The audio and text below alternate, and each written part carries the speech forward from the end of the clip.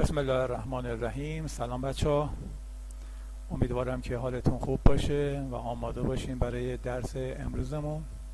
در اول وقت لطفا آقایون اولا اجازه نگیرن، ثانیا یه اعلام حضور کنن سر کلاس. ممنونم ازتون. آقایون اعلام حضور کنن. ممنونم. بله خب ممنونم. لطفا آقای افراسیابی اجازه نگیره. گوش کنم بچه ها. اولین کاری که میکنیم درسای گذشتمون رو، ظاهرا شما روز چهارشنبه امتحان دارید، سوالاش هم طراحی شده. مطالبی که تا امروز هر چی که حل میکنم جزء سوالات امتحانیمون هست.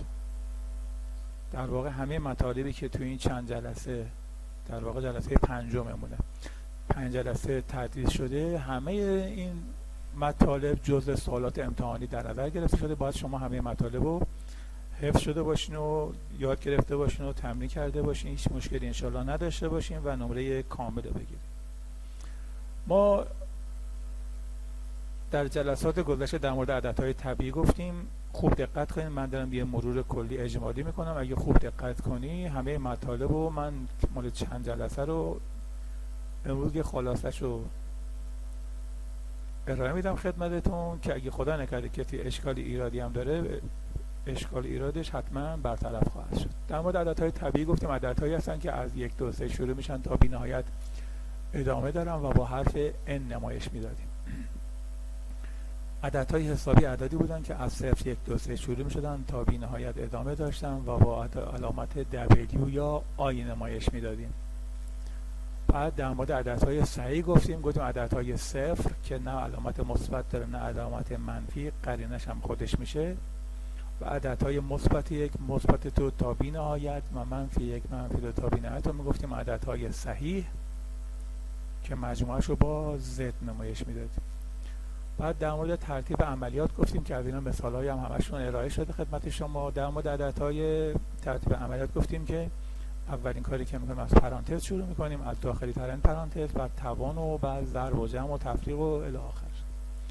بعد در مورد حاصل جمع عددهای متوالی گفتیم عددهای متوالی اگه باشن میتونیم حاصل ضرب میانگین و ضرب در تعداد کنیم. گفتیم میانگین هم عدد اول به اضافه عدد آخر تقسیم بر 2 و تعدادش هم آخرین عدد یا بزرگترین عدد منهای کوچکترین عدد یا اولین عدد تقسیم بر فاصله به اضافه 1 که تعدادش به دست می اومد. بعد در مورد عددهای گویا گفتیم عددهای گویا هر عددی رو که بتونیم به شکل کسر بنویسیم بهش میگیم عددهای گویا و با حرف کیو نمایش میداریم. کیو بزرگ که داخلش یه دونه خطه. حالا من درس رو از همون اولش مرور میکنم. ما در مورد مثال شماره هم میزنم که شما سوالاتش رو بنویسید، شماره هم داشته باشید. الان فکر کنم سوال شماره 30 اگه اشتباه نکنم سوال شماره 34 باشیم. حاصل عبارتهای زیر را حساب کنید. همزمان با من بنویسید. اگه نیاز شد من از شما استفاده خواهم کرد در مورد حاصلش. 2 تا قسمت داره، الف و ب. عددهای زوج من می‌نویسم الفش رو 2 به اضافه 4 به اضافه 6 به اضافه نقطه چین تا عدد 60. قسمت بش هم عددهای فردش رو می‌نویسم 1 به اضافه 3 به اضافه 5 به اضافه نقطه چین به اضافه 59. میخوام حاصل این عبارتهای زوج و فرد و قسمتهای الف و ب رو جدا جدا محاسبه کنم. گفتیم یه راهش اینه که و شما همتون بلدین، میتونیم از طریق میانگین ضرب در تعداد کنیم. میانگینش 2 و 60 رو با هم جمع میکنیم، تقسیم بر 2 میکنیم، تعدادم 60 منهای 2 میکنیم، تقسیم بر فاصلش 2 میکنیم به اضافه 1. جوابا رو در هم دیگه ضرب کنیم. اما من به شما یه فرمولی هم ارائه دادم. گفتیم یه راه میانبارش این بود که n در n به اضافه 1 بود. n چی بود؟ n تعدادش بود. الان تعداد عددهای ما بچه ها چی هن؟ عددهای ما زوجن، نصفشون جا افتاده. پس اگه من بیام 60 رو تقسیم بر 2 کنم میشه 30. تعدادش 30. جاگذاری میکنم. 30 ضرب در 30 به اضافه 1 که میشه 31. اگه 30 رو ضرب در 31 کنیم صفرش قرار میدیم. 3 تا 31 میشه 93 تا. حاصلش میشه برابر با 930. شما اگه میانگین ضرب در تعدادم کنید باید همین به دست بیاد. قسمت ب در مورد حاصل جمع اعداد فرد متوالیه. گفتیم اگه بخوایم عددهای فرد متوالی به دست بیاریم بازم میتونیم میانگین رو ضرب در تعدادش کنیم. یه راه میانباری هم به شما گفتیم n به توان 2 که فرمول n به توان 2 n بازم چی بود؟ n تعدادش بود. خب تعدادش از 1 تا 59 عددهای زوجش جا افتاده. اگه 60 بود نصفش میشد که همون 30 تاست، میشد عددهای فرد. اگر گیر کردی میتونی از طریق تعداد حل کنی. تعداد گفتیم که چه شکلیه. الان شما یک 59 تقسیم بر 2 کنی میشه 29 و نیم که ما چند عدد میگیریم؟ 29 و نیم عدد نداریم که میشه 30 تا عدد. یا به اضافه 1 میکنی تقسیم بر 2 میکنی. این هم اگه متوجه نشدی گفتیم تعداد آخرین عدد منهای کوچکترین عدد تقسیم بر فاصلمون از 1 تا 5 تا 3 2 تاست.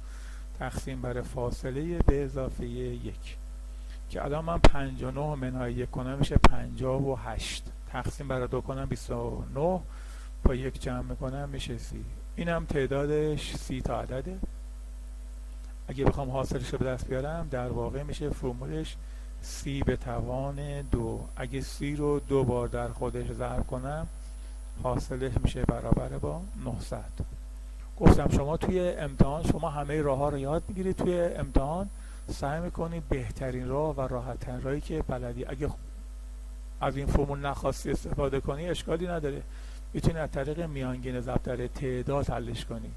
اما این فرمول کار رو چیکار میکنه؟ آسون میکنه و راه رسیدن به جواب رو برای ما هم کوتاه میکنه، هم امکان اشتباه ما کمتر میشه.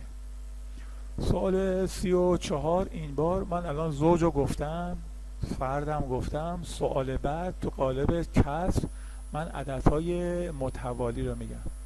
سوال 35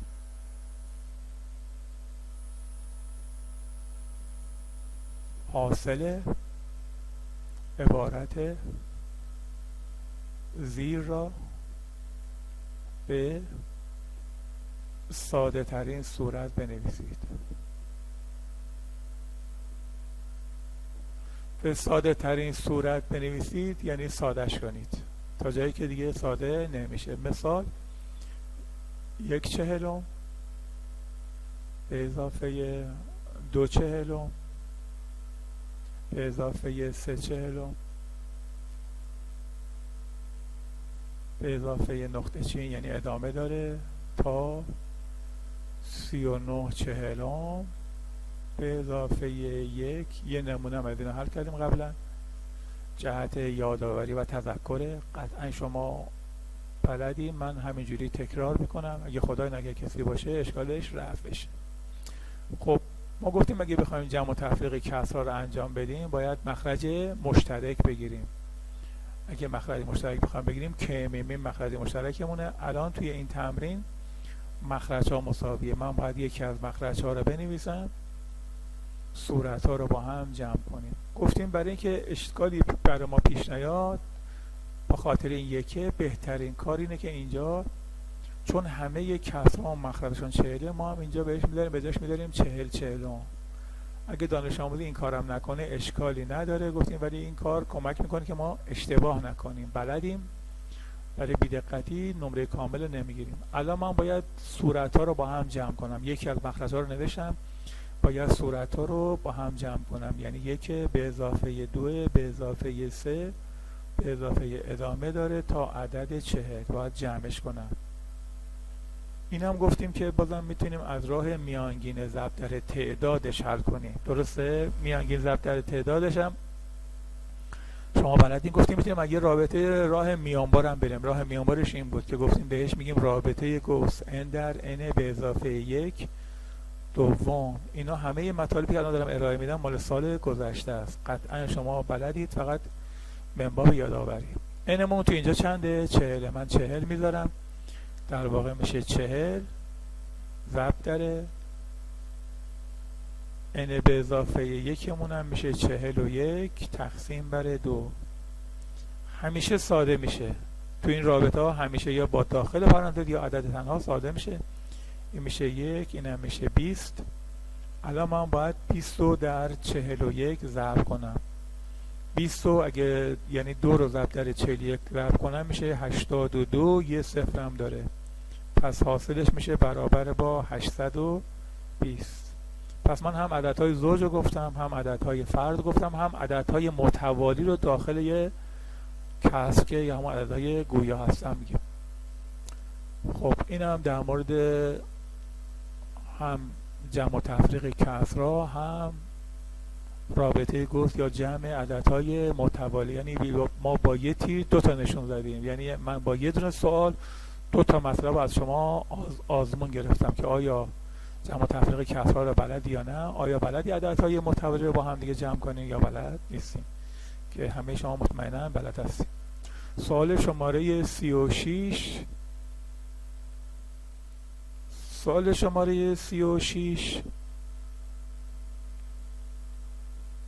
حاصل برابر است با،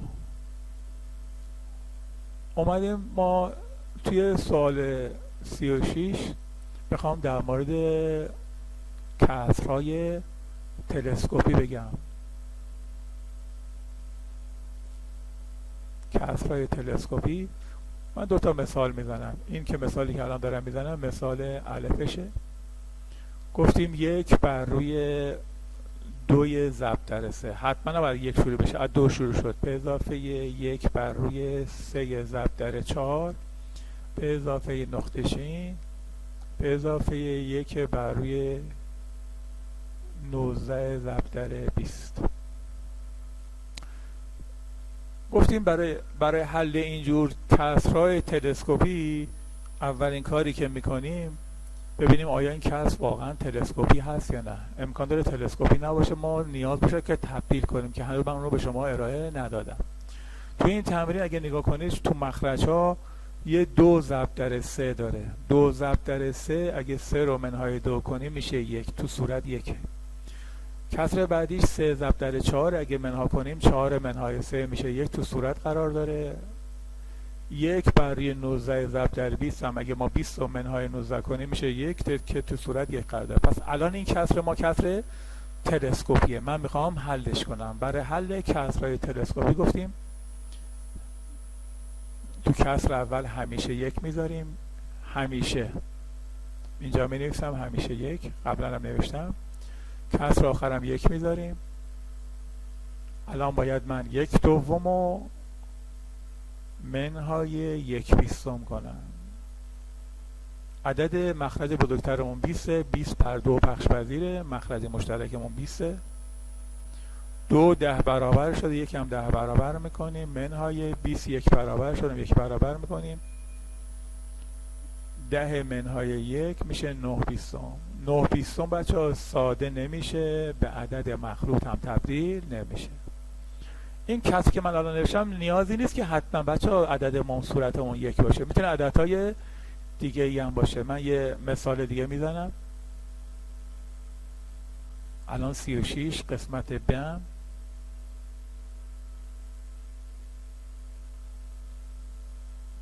یه مثال دیگه، این بار 2 میذارم.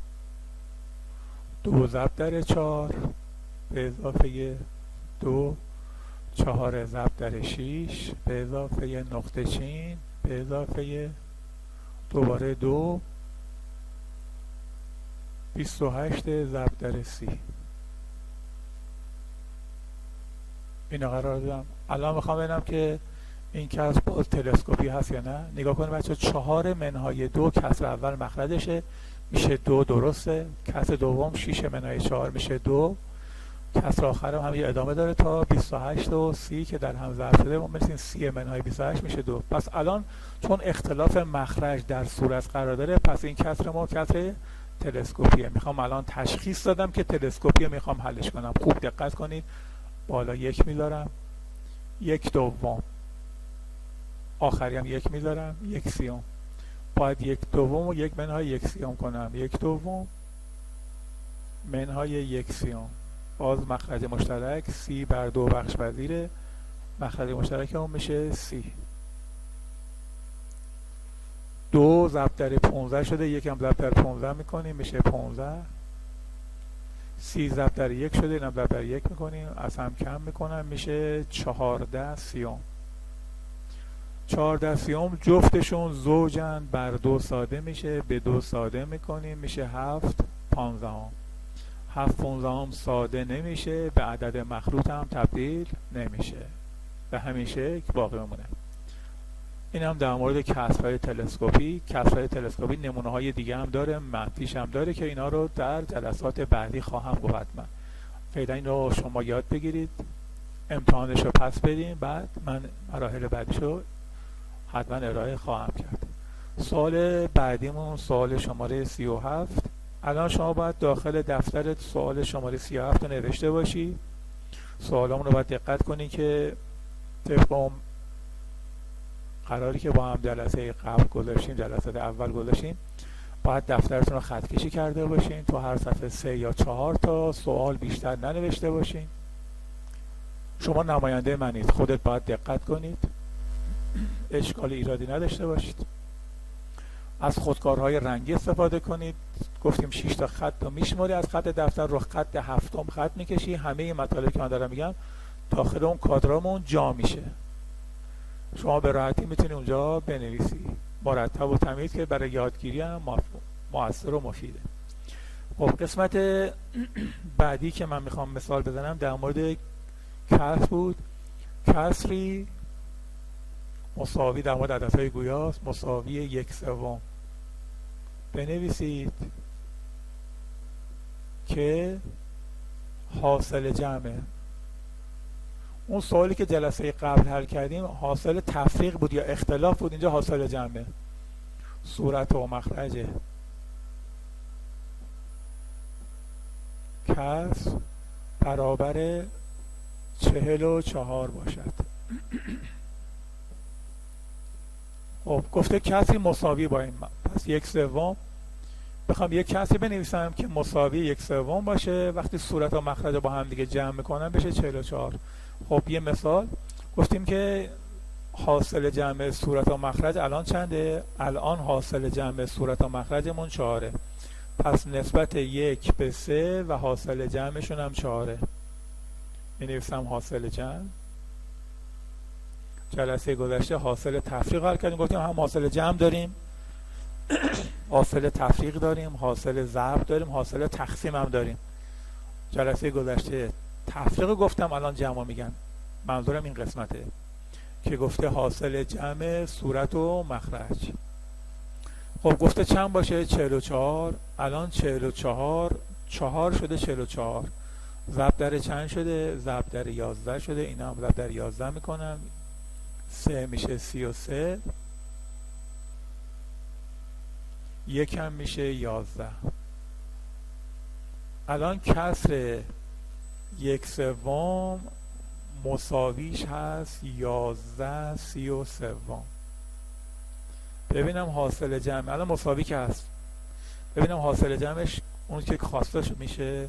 حاصل جمع صورت و مخرج گفته 44. اگه 11 رو با 33 جمع کنم جواب میشه 44. پس حاصلش من درست به دست آوردم. این سوال 37 نمونهش قبلا حل شده. الان یه نمونه دیگه گفتم همه نمونه‌هایی که ما حل میکنیم داخل سوال امتحانیمون وجود خواهد داشت.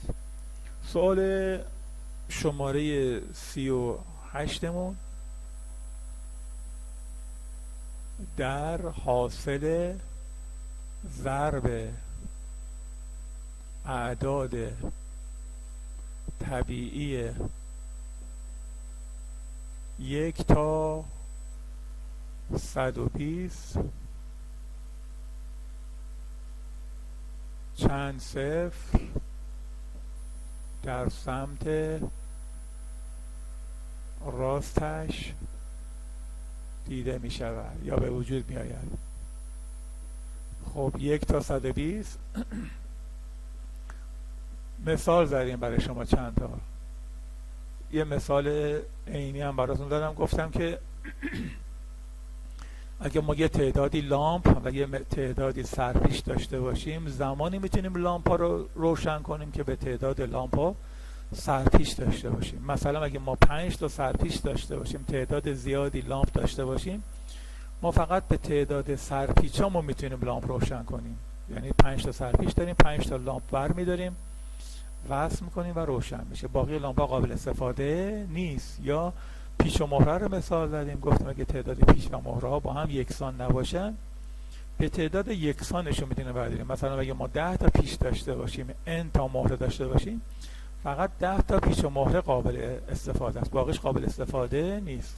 توی این مطالب هم گفتیم که عددهایی که صفر میسازن عددهای 2 و 5 هن. تو بعضی از تمرین‌ها 2 زیاده، تو بعضی از تمرین‌ها 5 زیاده، تو بعضی از تمرین‌ها مساوی هن. مساوی باشن که کارمون راحته. اما اگه تعدادش مساوی نبود، اونی که تعدادش کمتره برمی‌داریم. الان توی این تمرین 1 تا 120 مشخص یک درمیان عددهای ما زوجن. وقتی عدد ما زوجه، داخلشون 2 وجود داره، مثل 2، مثل 4 که توش 2 وجود داره 2 تا، مثل 6 که داخلش یه دونه 2 وجود داره، 8 که داخلش 3 تا وجود داره الی آخر. اما تعداد 5 هامون کمتره، چون مضرب های 5 تا میره بالا. عدد 5 یه دونه داره، عدد 10 هم یه دونه داره، عدد 15 هم یه 5 داره، عدد 20 هم یه 5 داره، عدد 25 2 تا 5 داره، عدد 30 یه 5 داره، عدد 35 یه دونه، عدد 40 یه دونه، عدد 45 یه دونه، عدد 50 2 تا 5 داره الی آخر. این چقدر سخته. گفتیم یه راه میانبر هم داره. راه میانبرش این بود که میومدیم عدد 120 رو به شکل پله‌ای تقسیم بر 5 میکردیم. گفتیم اگه حضور ذهن داریم، ضربمون خیلی قویه، میتونیم راه حل تقسیم رو نریم، بگیم تو 120 چند تا 5 داریم؟ 24 تا. اگه نمیدونی راه حلش رو برو، اشتباه میکنی.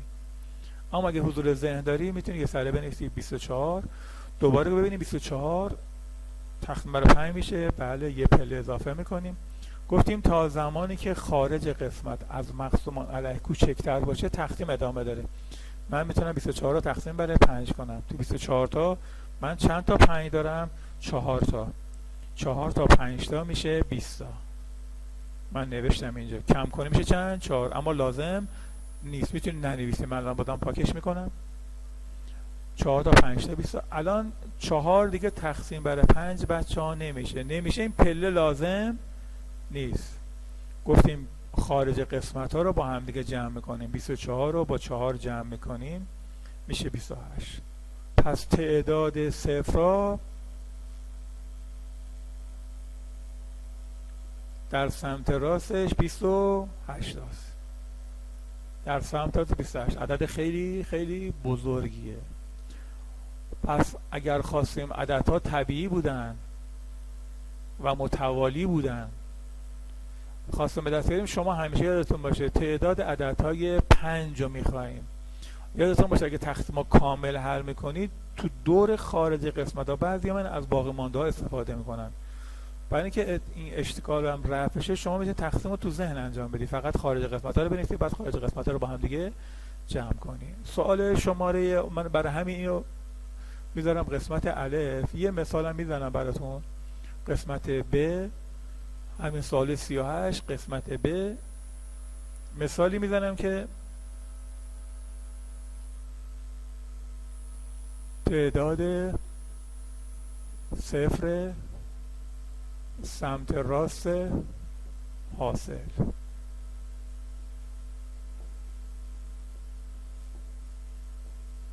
15 به توان 3 ضرب در 8 ضرب در 6 به توان 4 ضرب در مثلا 50 به توان 2. اگر عددی به این شکل باشه داده باشه به ما، الان من عددها متوالی نیست، من نمیدونم 2 بیشتره 5 بیشتره یا مساویه. به همین دلیل من چیکار میکنم؟ اولین کاری که میکنیم باید بیایم عددهامون رو تا حد امکان تجزیه‌اش کنیم. یعنی تجزیه کنیم به عامل‌های اول. به جای 15 می نویسم 3 ضرب در 5 با توانهای خودش بچه ها. به جای 8 من می نویسم 2 به توان 3. 4 دوتا نیست، جدول ضرب نیست. اگه 8 رو بخوام تجزیه کنم 3 تا 2 رو در هم دیگه ضرب کنم میشه 8. به جای 6 بچه ها یه 2 می نویسم یه 3. 2 3 تا 6 تا با توانهای خودش که همون 4. میریم سراغ 50. 50 هر چی دلت خواست بنویس. میتونی 10 ضرب در 5 بنویسی، میتونی بنویسی به جای این بنویسی 25 ضرب در 2 با توانهای خودش. حالا 25 رو من می نویسم ضرب در 5 به توان 4. چرا 5 به توان 4؟ چون 25 یعنی 5 به توان 2 به توان 2 میشه 5 به توان 4، اون یکی هم که 2 به توان 2. الان نگاه کنید پایه های من همشون عددهای اولن، ساده نمیشن. الان میام سراغ ساده کردنشون. با این 3 که کاری ندارم چون صفر نمیسازه. با این 3 هم کار ندارم، صفر نمیسازه. با 2 5 کار دارم. اول سراغ 2 3 تا 2، اینجا هم 2 تا 5 تا، اینم 4 تا 7 تا، چند تا 9 تا. کلا ما توان دومون 9. یکی از 2 رو نوشتم، توانا رو با هم جمع کردم. 3 و 4 7 با 2 9 ضرب داره. حالا توان 5 رو میخوام. توان 5 اینجا یکیش 3، یه دونم اینجا داریم 4.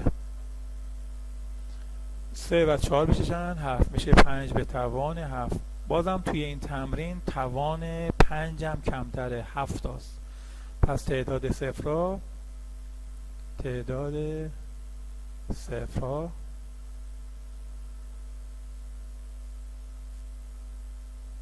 7 تا صفر در سمت راستش ظاهر میشه. پس چی شده بچه ها؟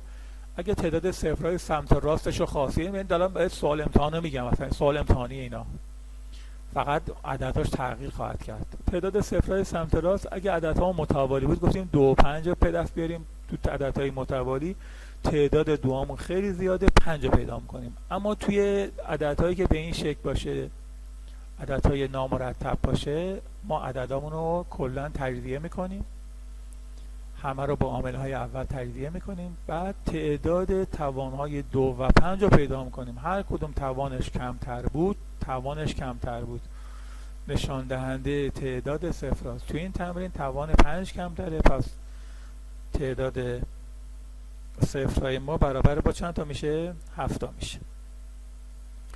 اما سوال از این قسمت هم من رد میشم. سوال شماره 30، اگه اشتباه نکنم سوال شماره 37 باید باشیم.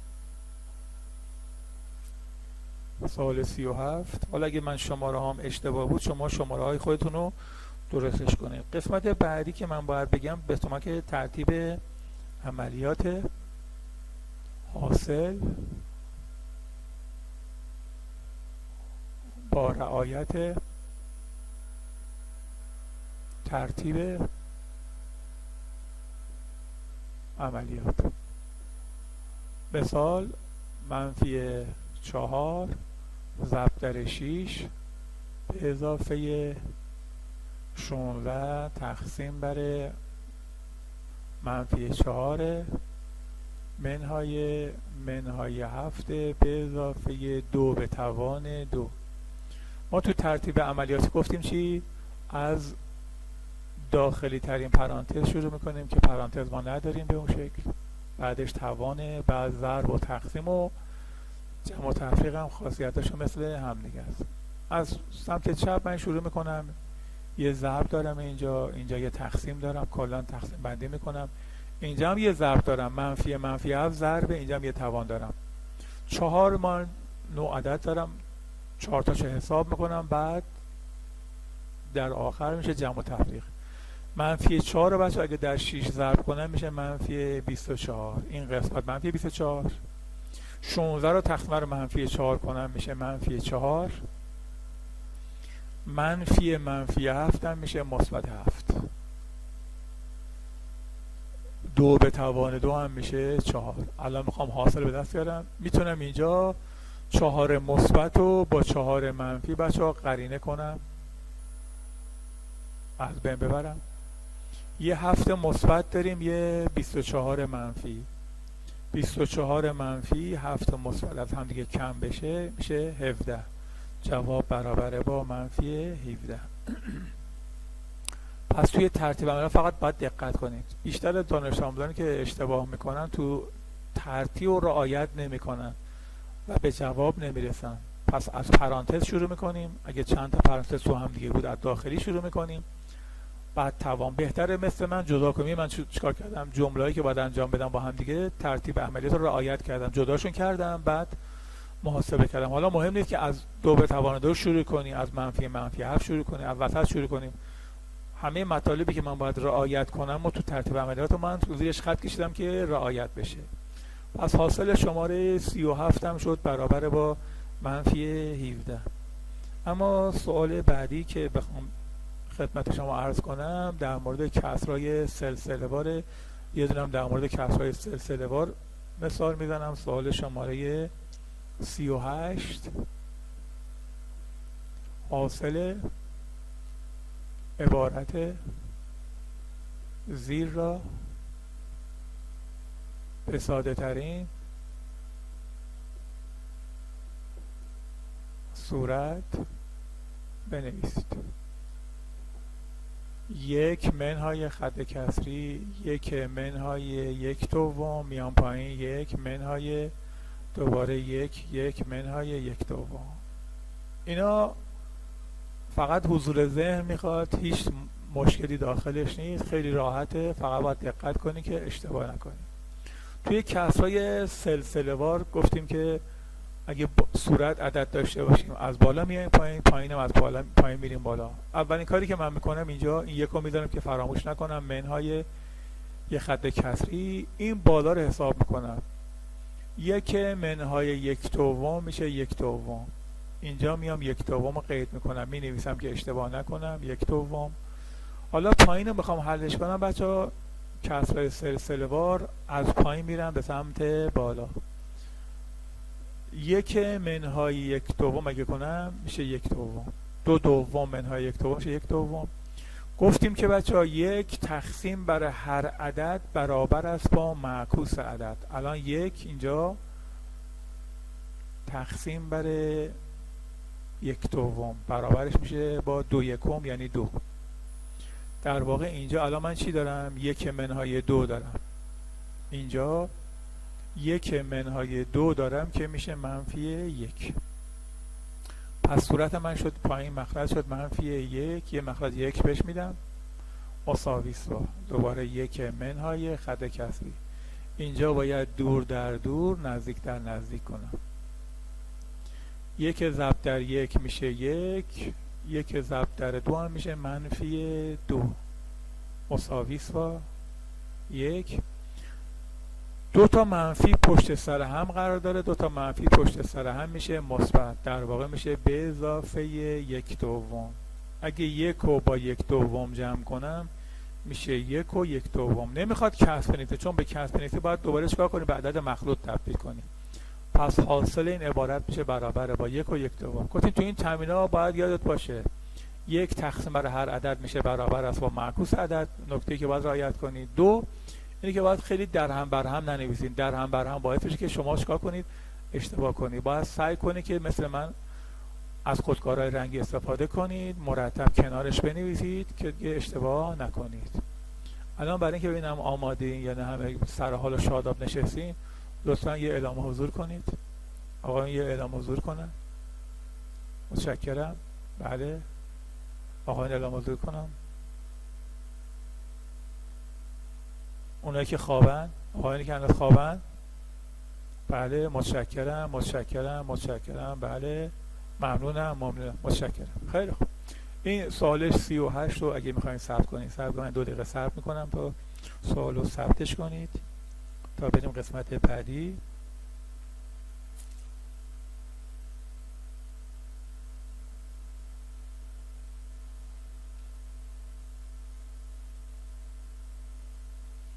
خب قسمت بعدی میریم سوال تمرینای پولوکوپی رو به کمک شما حلش میکنیم. سوال 39،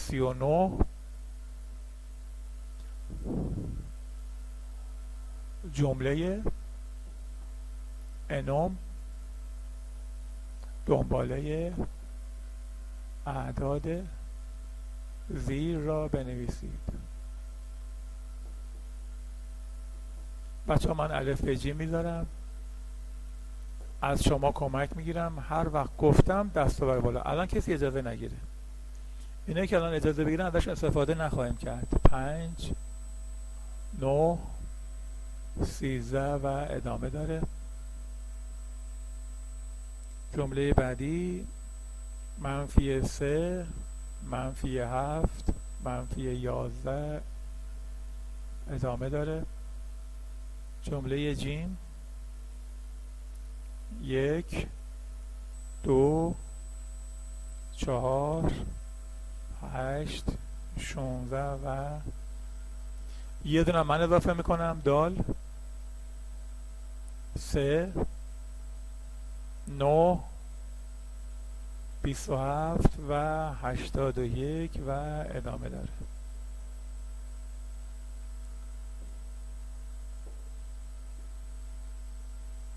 خب الان از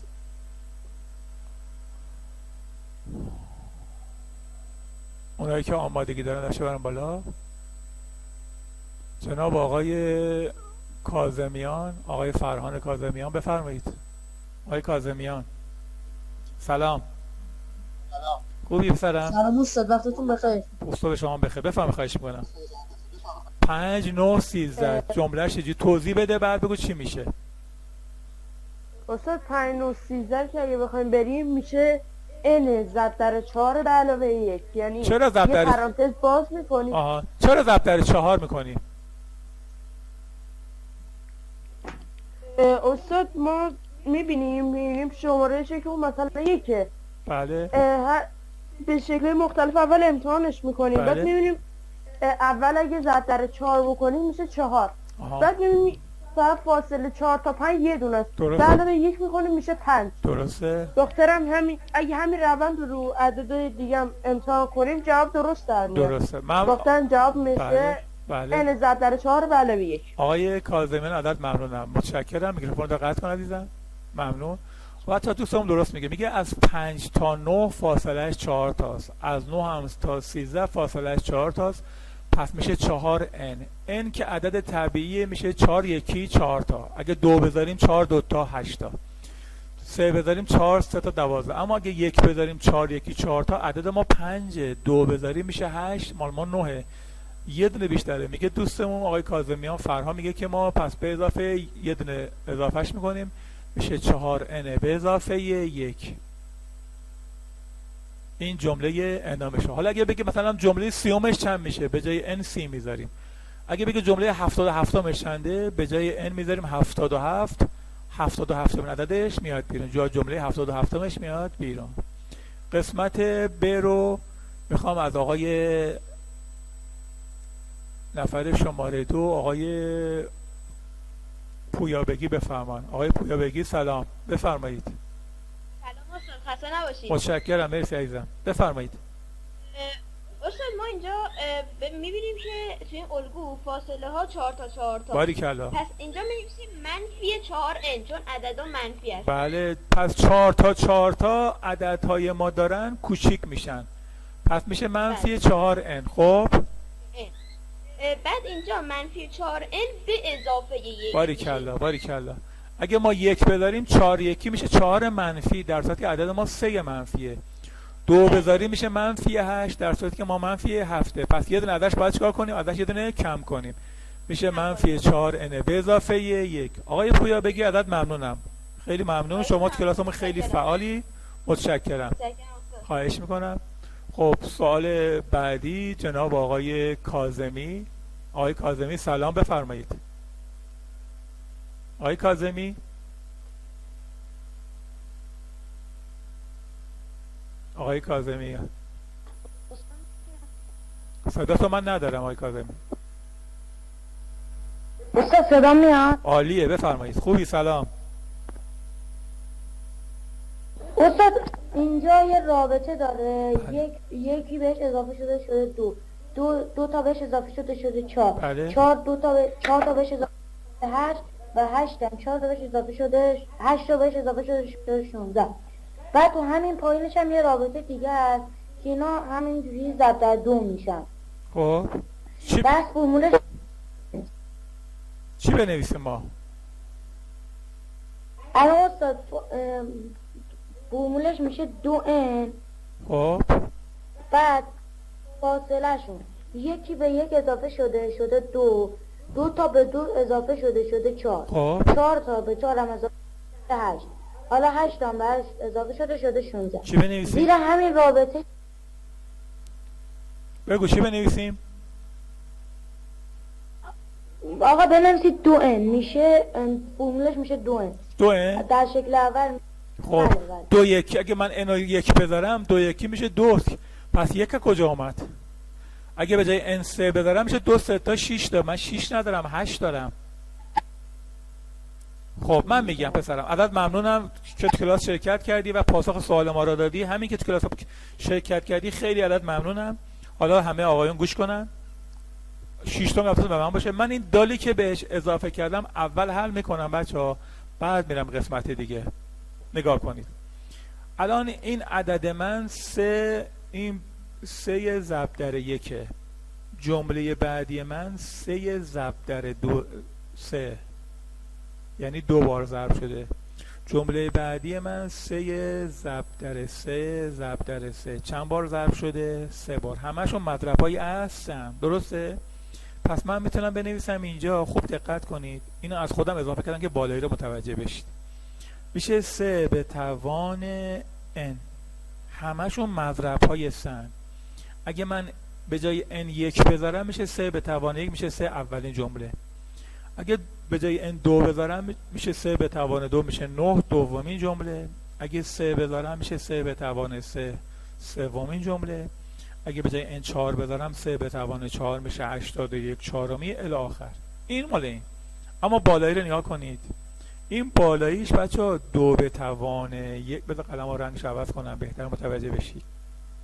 این 2 به توان 1، 4 در واقع 2 به توان 2، 8 در واقع 2 به توان 3، 16 هم در واقع 2 به توان 4، همینجوری داره چی میشه؟ اضافه میشه.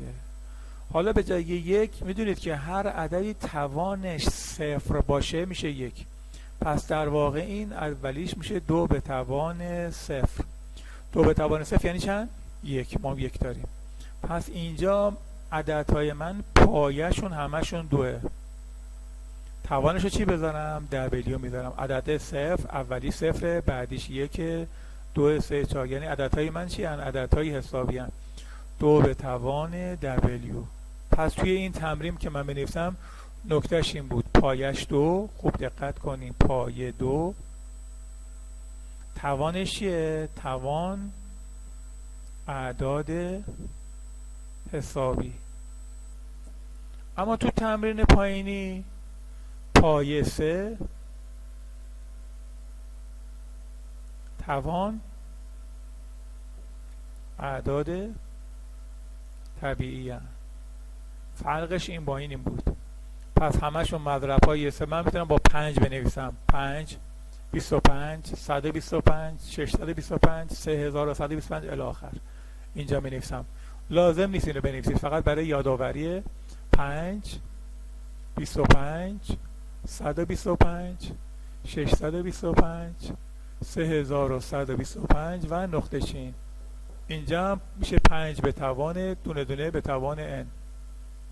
اولیش 5 به توان 1، بعدیش 5 به توان 2، بعدی 5 به توان 3، 5 به توان 4، 5 به توان 5 الی آخر. پس توی این جمله که الف و ب رو خیلی خوب پاسخ دادن. جمله جیمش جدید بود بچه‌ها. جیم و دالش جدید بود. میخواید این هیر هم اضافه کنید. هی دو چشم. 5 تا جمله گفتم. جیم و دال و ه هر سه شون مثل همن. سال گذشتم اینو نخوندید، من الان اضافه کردم بهش. این در واقع برای 8مه، اما الف و ب برای کلاس 7 بود. بشه که توان بود. پس میشه پایش چون تکرار مضرب 2 اولیش جیم دال مضرب 3 ه هم مضرب های یا ضرب های عدد 5 که پایه هاشون اولیش 2 میشه، بعدیش 3 میشه، بعدی هم 5. اگه از 1 شروع بشه عددهای حسابی میذاریم، اگه از 0 شروع بشه عدد حسابی میذاریم، اگه از 1 شروع بشه عددهای طبیعی قرار میدیم. این هم در مورد دنباله اعداد. اما درس امروز ببخشید بله میتونم یه سوال بپرسم؟ بفرمایید.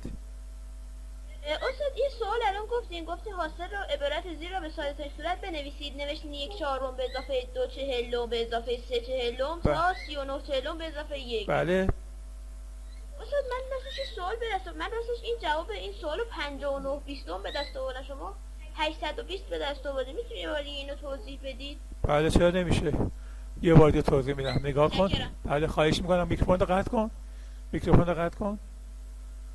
این بود 1/40 2/40 3/40 نقطه چین 39/40 به اضافه 1 که من اومدم به جای 1 چی گذاشتم؟ به جای 1 گذاشتم 40/40. درسته؟ مخرج‌ها مساوی یکی از مخرج‌ها رو می‌نویسیم، باید صورت‌ها رو با هم جمع کنم. صورت‌ها 1 به اضافه 2 به اضافه 3 تا 40 باید برم. شما احتمالاً تو ضرب و تقسیم اشتباه کردی. گفتیم این رابطه گوسه، عدد آخر ضرب در یکی بیشتر تقسیم بر 2. سادهش میکنیم 1، اینم میشه 20. 40 به اضافه 1 میشه 41. یه صفر داره، من باید 20 رو ضرب در 41 کنم. صفرش رو میذارم، 2 1 2 تا 2 4 تا هم 8 میشه 820. یه بار دیگه شما بعدم خودت حل کن. استاد بله الان شما اینو به دست آوردین، شما الان صورت‌ها رو حساب کردین ولی خب اینو دیگه باید خودتون قرار بدین. این گوش 820 من کوچیک‌ها میذارم اینجا. ببین مثلا دیگه نخواست دیگه شما تو جمعش اشتباه کردید دیگه، باقیش که من برات نوشته بودم 820 40 ما گفتیم چیکار می‌کنیم؟ اینا رو دیگه باید دیگه مطالبی که شما حتما بلدی گفتیم به 10 ساده می‌کنیم، این صفرش با این صفر از بین میره، میشه 82/4. گفتیم 82/4 یه عدد زوجه، ساده میشه به 2، بالا میشه 41، پایین میشه 2. 41/2 ساده نمیشه چون 41 عدد اوله، به عدد مخلوط تبدیل میکنیم، میشه 20 عدد صحیح و 1/2 یا میشه 20.5. هیچ فرقی نمیکنه، هر جفتش صحیحه. خب قسمت بعد جانم متشکرم. خواهش میکنم عزیزم. سوال بعدی بچه‌ها 40 این سوال 40 که الان دارم میگم درس جدیدمونه. این سوال 40 به بعد که دارم الان ارائه میدم خدمت شما جزء امتحان روز چهارشنبهمون نیست، جزء امتحان شماره 2 یعنی آخر کلاس های تابستانیمون. اعداد اول رو سال گذشته خوندید، من تکمیلش میکنم، نمونه های تمرین های حل شده شو میذاریم برای جلسه بعدیمون. اعداد اول 3 تا تعریف میکنم براتون، شما هر کدوم از تعریف ها رو توی امتحان بنویسید یا به کار ببرید اشکالی نداره. اعدادی که فقط 2 مقسوم علیه، بچه اسم دیگه مقسوم علیه اسم دیگه مقسوم علیه شمارنده است. من از دفعه بعد دیگه کلمه مقسوم علیه رو به کار نمیبرم، شمارنده به کار میبرم. 2 شمارنده دارد. پس هر عددی که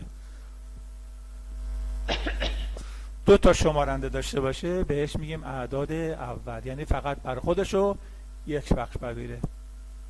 یا تعریف بعدی اعدادی که عامل ضرب ندارند. بچه عامل ضرب ندارند یعنی به جز خودشون همه عددها میتونن در یک ضرب بشن، میشن خودشون. من وقتی میگم اعدادی که عامل ضرب ندارن بنویسم اینجا به جز خودش. منظور اینه. قسمت جیم اعدادی که تجزیه نمیشوم. همتون تجزیه رو بلدین، ولی من توی جلسه بعدیمون در مورد شمارنده ها که میخوام بگم دوباره تجزیه رو توضیح میدم، درس میدم بهتون.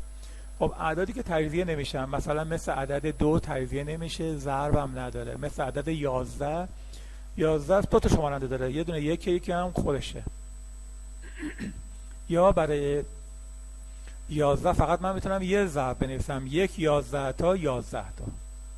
بخوام تجزیهش کنم تجزیه نمیشه. این در مورد عددهای اول. کوچکترین عدد اولمون 2، بزرگترین عدد اولمون بی‌نهایته. نمیتونیم عددهای اول رو تعدادش رو مشخص کنیم. عددهای اول یه رقمی 2 3 و 5 و 7. کوچکترین عدد اولمون 2 که زوجه، تنها عدد اولی هم هست که زوجه. باقی عددهای اولمون همشون فردن. فردا اول نیستن ها، همه عددهای اول به جز دو چی هن؟ عددهای فردن. این تعریف عدد اول بود که همین الان شما یکی دو تا احتمالاً تعریفشو بلدین. الان باید تکلیف رو، تعمیرش رو، هر سه شو شما تعریفش رو یاد بگیرین، در موقع لزوم ازش استفاده کنین. 41 اعداد مرکب درس امسالمونه. 3 تا تعریف داره، برعکس عددهای اوله. اگر عدد اول خوب بفهمی برعکسشه. اعدادی که بیشتر از 2 شمارنده دارن، یعنی به جز خودشون و یک بر عدد دیگه هم بخش پذیرن. مثلا عدد 6 به 1 میخوره، به 6 میخوره، به 2 هم میخوره، پس مرکبه، شمارنده‌اش از 2 تا بیشتره. عدد 4 به 1 میخوره، به 2 میخوره، به 4 هم میخوره، شمارنده‌اش از 2 تا بیشتره.